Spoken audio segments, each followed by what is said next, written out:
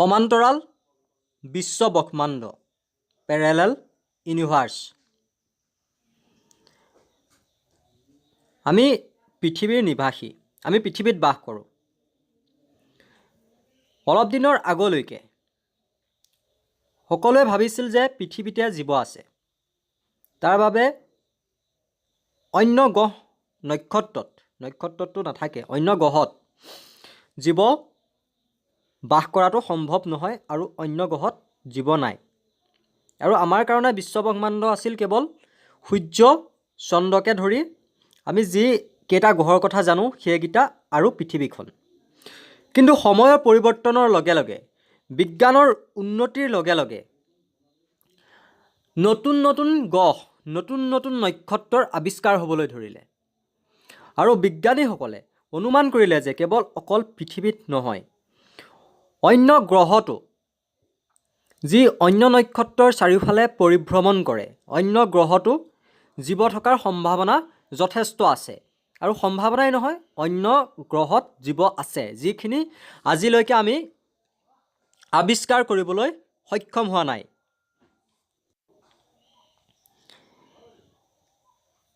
অন্য গ্ৰহত জীৱ থকাটো বিভিন্ন সময়ত প্ৰকাশো পায়।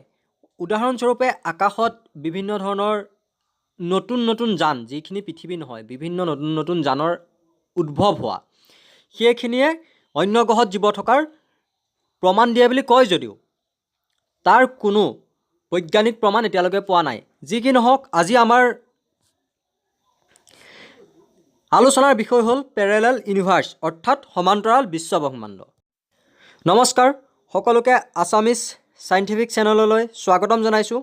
আহক আজি আলোচনা কৰোঁ সমান্তৰাল বিশ্বব্ৰহ্মাণ্ডৰ বিষয়ে। প্ৰথম জানি লওঁ সমান্তৰাল বিশ্বব্ৰহ্মাণ্ডনো কি। এটা উদাহৰণ দিছোঁ। ধৰি লওক আপোনাৰ হাতত দুটা অপশ্যন আছে, আপোনাৰ হাতত দুটা ৰাস্তা আছে, আপুনি কোনোবা এটা চইচ কৰিব পাৰিব। হয় আপুনি এজন ভাল ক্ৰিকেটাৰ হ'ব, নহয় এজন ভাল গায়ক হ'ব। আপুনি ভাল গানো গাব জানে আৰু ক্ৰিকেটো খেলিব জানে।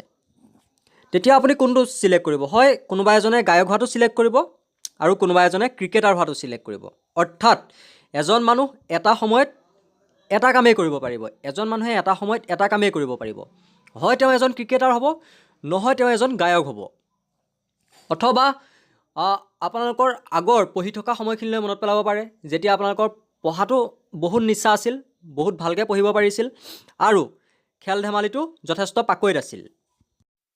তেতিয়া আপোনালোকে সেই দুটাৰ ভিতৰত এটাই চিলেক্ট কৰিছিল। কিছুমানে হয়তো পঢ়া চিলেক্ট কৰিছিল আৰু কিছুমানে খেলা ধূলা চিলেক্ট কৰিছিল। আৰু যিসকলে পঢ়া চিলেক্ট কৰিলে সেইসকলে হয়তো আজি পঢ়ি আছে বা কোনোবা চাকৰিত সোমাইছে, আৰু যিসকলে খেলাটো চিলেক্ট কৰিলে তেওঁলোক খেলা ধূলাৰ দিশত আগবাঢ়ি গ'ল। কিন্তু এতিয়া প্ৰশ্ন হয়,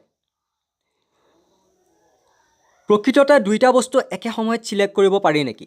দুইটা কাম একে সময়ত কৰিব পাৰি নেকি? হয়, তাৰ পৰাই আহিল পেৰেলেল ইউনিভাৰ্ছ, সমান্তৰাল বিশ্বব্ৰহ্মাণ্ডৰ ধাৰণা। অৰ্থাৎ ধৰি লওক এইখন পৃথিৱী আৰু বহুত দূৰত, পৃথিৱীৰ পৰা বহুত দূৰত, য'ৰ পৰা হয়তো পোহৰ আহি আজিলৈকে পৃথিৱীত পৰাই নাই, সিমান দূৰত, যিখিনি আৱিষ্কাৰ কৰাটো প্ৰায় অসম্ভৱ হৈ আছে এতিয়াও। সিমান দূৰত পৃথিৱীৰ দৰে একেই প্ৰতিলিপি, সম্পূৰ্ণ একেই গ্ৰহ আছে। পৃথিৱীৰ দৰে এটা গ্ৰহ আছে আৰু তাত আমাৰ দৰে সম্পূৰ্ণ একেই মানুহ আছে আৰু তাত হয়তো আপোনাৰো প্ৰতিলিপি আছে। এতিয়া আপুনি ভিডিঅ'টো চাই আছে, তাত থকা আপোনাৰ যি প্ৰতিলিপি আছে, যিজন আপোনাৰ দৰে মানুহ আছে, তেওঁ হয়তো ভিডিঅ'টো চাবহে, বা আকৌ অইন এটা তেনেকুৱা গ্ৰহ আছে য'ত থকা আপোনাৰ দৰে সেই ব্যক্তিজনে হয়তো ভিডিঅ'টো চাই শেষ কৰিছে। আৰু এনেকুৱা আৰু এটা গ্ৰহ আছে য'ত থকাজনে হয়তো ভিডিঅ'টো কথা গমেই নাপায়। ঠিক একেদৰে যদি আমি পৃথিৱীৰ দৰে পেৰেলেল বিশ্বব্ৰহ্মাণ্ড আছে বুলি ধৰি লওঁ, তেতিয়াহ'লে কি হ'ব? আজি আপুনি এজনে ছিংগাৰ হোৱাটো চইচ কৰিছে। ঠিক একেদৰে পৃথিৱীৰ সমান্তৰালভাৱে যিটো গ্ৰহ আছে, যিখন বিশ্বব্ৰহ্মাণ্ড আছে, তাত থকা পৃথিৱী নামৰ গ্ৰহত থকা সেই একেটা প্ৰাণীয়ে ক্ৰিকেটাৰ হোৱাটো চইচ কৰিছে। অৰ্থাৎ একে সময়তে আপুনি ছিংগাৰো হৈছে, ক্ৰিকেটাৰো হৈছে। কথাখিনি ধৰিব পাৰিছেনে? মই আকৌ বুজাই দিছোঁ। আপোনাৰ হাতত 3টা চইচ আছে। আপোনাৰ যেতিয়া বয়স 20 বছৰ, আপুনি হয়তো খেলৰ জগতখন চিলেক্ট কৰক ভৱিষ্যতৰ ফিউচাৰ হিচাপে, আপোনাৰ কেৰিয়াৰ হিচাপে, নহয় আপুনি গায়ক হোৱাটো বাছি লওক, নহয় পঢ়ক অৰ্থাৎ চাকৰি কৰাটো বাছি লওক। আপুনিতো তিনিওটাৰ ভিতৰত এটাই বাছি ল'ব পাৰিব। ধৰা হ'ল আপুনি পঢ়াটো বাছি ল'লে, তেতিয়াহ'লে যদি পেৰেলেল স্পেচ আছে বুলি ধাৰণাটো ধৰি লোৱা হয়, তেতিয়া পৃথিৱীৰ সমান্তৰালভাৱে যিটো গ্ৰহ আছে বহুত বহুত বহুত দূৰত, য'ৰ পৰা পোহৰ এতিয়াও আহি ইয়াত পোৱাহি নাই, তাত থকা আপোনাৰ প্ৰতিলিপিজনে সেইটো সময়ত গায়ক হোৱাটো বাছি ল'ব পাৰে। আৰু তেনেদৰেই যদি পৃথিৱীৰ আৰু এটা প্ৰতিলিপি থাকে, তেতিয়া তাত আপোনাৰো এজন প্ৰতিলিপি থাকিব, আৰু তাত যিজন আপোনাৰ প্ৰতিলিপি থাকিব তেওঁ খেলুৱৈ হোৱাটো বাছি ল'ব পাৰে। অৰ্থাৎ একেটা সময়তে আপুনি খেলুৱৈও হ'ব পাৰিব, গায়কো হ'ব পাৰিব, আৰু চৰকাৰী চাকৰিও কৰি থাকিব পাৰিব। একেটা সময়তে তিনিওটা সম্ভৱ। আৰু তাৰ পৰাই সেই ধাৰণাটোৰ পৰাই আহিছে পেৰেলেল স্পেচৰ বিষয়টো, অৰ্থাৎ সমান্তৰাল বিশ্বব্ৰহ্মাণ্ডৰ ধাৰণাটো। এতিয়া আমি পেৰেলেল স্পেচ কি সেইটো বুজিলোঁ। এতিয়া জানিম আহক তাক বিজ্ঞানে মানি লয় নে নলয়। বিজ্ঞানে তাক মানি লয় বুলিও ক'ব নোৱাৰি, নলয় বুলিও ক'ব নোৱাৰি। কাৰণ বিজ্ঞানে যেতিয়ালৈকে কোনো প্ৰুফ নাপায় তেতিয়ালৈকে তাক সঁচা বুলি মানি নলয়। কিন্তু বিজ্ঞান গণিতৰ ওপৰত নিৰ্ভৰশীল। গণিতত তাৰ সম্ভাৱনা আছে যে পেৰেলেল ইউনিভাৰ্চ থাকিব পাৰে, সমান্তৰাল বিশ্বব্ৰহ্মাণ্ড থাকিব পাৰে। অৰ্থাৎ আপুনি একেটা সময়তে খেলুৱৈও হৈ থাকিব পাৰে, এজন গায়কো হৈ থাকিব পাৰে, আৰু এজন চৰকাৰী চাকৰিয়ালো হৈ থাকিব পাৰে, বা বিজনেছো কৰি থাকিব পাৰে। যদি পেৰেলেল স্পেচ থাকে, যদি সমান্তৰাল বিশ্বব্ৰহ্মাণ্ড থাকে, তেতিয়াহ'লে যে অকল এখন থাকিব তাৰতো কোনো মানে নাই, 2খন 3খনো থাকিব পাৰে। যিমান থাকিব আপুনি একেটা সময়তে সিমানেই কাম কৰি থাকিব পাৰিব। আৰু প্ৰতিটো ডিচিশ্যনৰ সময়ত আপুনি 2টাৰ ভিতৰত এটা ৰাস্তা চিলেক্ট কৰিব পাৰে। 2টা আপোনাৰ হাতত ৰাস্তা থাকে চিলেক্ট কৰাৰ, বাছি লোৱাৰ, তাৰ ভিতৰত আপুনি এটা ৰাস্তা চিলেক্ট কৰে। কিন্তু পেৰেলেল স্পেচ যদি আছে, সেই 2টাই একেটা সময়তে সম্ভৱ হ'ব।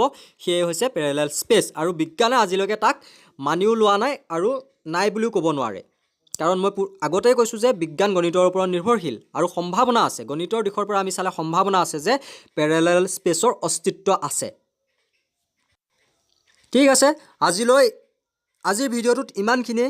ইয়াৰ পিছৰ ভিডিঅ'টোত আমি এটা নতুন টপিক লৈ আনিম, আৰু সেই টপিকটো হ'ল ডাইমেনশ্যনৰ টপিক লৈ আনিম। প্ৰকৃততে 11 ডাইমেনশ্যনলৈকে আমি জানো। 11 ডাইমেনশ্যন, আপোনালোকে ফাৰ্ষ্ট ডাইমেনশ্যন পাইছে, ছেকেণ্ড ডাইমেনশ্যন পাইছে, থাৰ্ড ডাইমেনশ্যন পাইছে, আৰু ফ'ৰ্থ ডাইমেনশ্যনো পাইছে। কিন্তু 5ৰ পৰা আপোনালোকে পোৱা নাই। গতিকে আমি কাইলৈ ভিডিঅ'টোত 11 ডাইমেনশ্যনলৈকে আলোচনা কৰিম।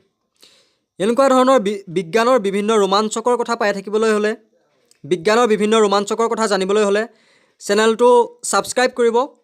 ভিডিঅ'টো কেনেকুৱা লাগিল কমেণ্টত জনাব, আৰু ভাল লাগিলে লাইক কৰিব। ইয়াৰ উপৰি আপোনালোকে কমেণ্টত বিভিন্ন টপিক দিব পাৰে, তাৰ ওপৰত আমি ভিডিঅ' বনাম। আৰু ভিডিঅ'খিনি আমি কেনেকৈ ভাল কৰিব পাৰিম, কেনেকৈ ভাল ভিডিঅ' বনাম, তাৰ বাবে কমেণ্টত আপোনালোকে জনাব বুলি আশা ৰাখিলোঁ। ইমানখিনি সময় দিয়াৰ বাবে ধন্যবাদ। পুনৰ কওঁ, চেনেলটো ছাবস্ক্ৰাইব কৰিব ভৱিষ্যতলৈকে এনেকুৱা ধৰণৰ ভিডিঅ' পাই থাকিবৰ বাবে। আৰু লিংকত আগৰ ভিডিঅ'খিনি, আগতে আপলোড কৰা ভিডিঅ'খিনি লিংকত দি থোৱা আছে। ডেছক্ৰিপশ্যনত গৈ আপোনালোকে তাত লিংকত ক্লিক কৰি আগৰ ভিডিঅ'খিনিও চাই ল'ব পাৰিব। ধন্যবাদ।